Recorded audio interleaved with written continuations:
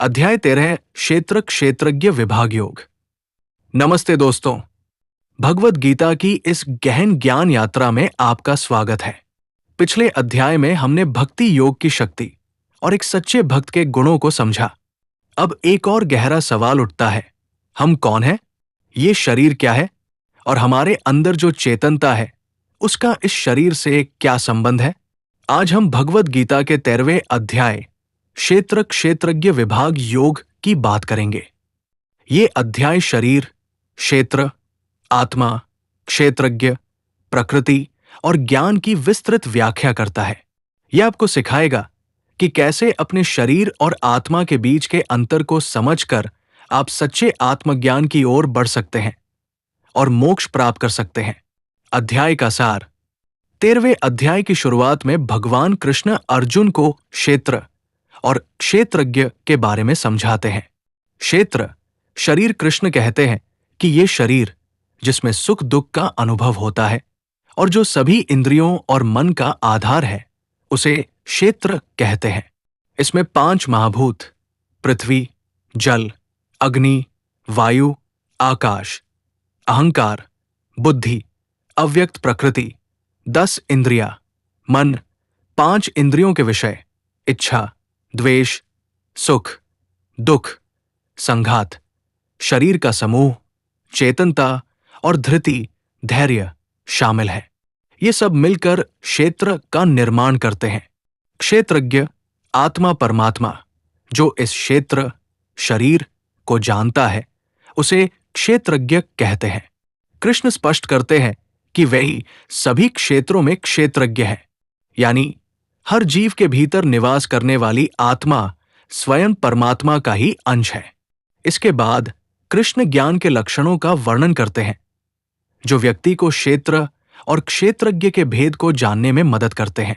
इन लक्षणों में शामिल है अभिमान का अभाव, अमानित्व, दंभहीनता, अदंभित्व, अहिंसा, क्षमाशीलता, सरलता, आचार्य की सेवा, शुद्धता, शौच, स्थिरता, स्थैर्य, मन का नियंत्रण, आत्मविनिग्रह, इंद्रियों के विषयों के प्रति वैराग्य, अहंकार का अभाव, जन्म, मृत्यु, बुढ़ापा, बीमारी और दुख के दोषों का अवलोकन, पुत्र, स्त्री, घर आदि में आसक्ति का अभाव, प्रिय और अप्रिय घटनाओं में संभाव, भगवान के प्रति अनन्य भक्ति, एकांत स्थान की इच्छा, जनसमूह में अरुचि, आत्मज्ञान में निरंतरता, तत्वज्ञान के अर्थ का अनुभव।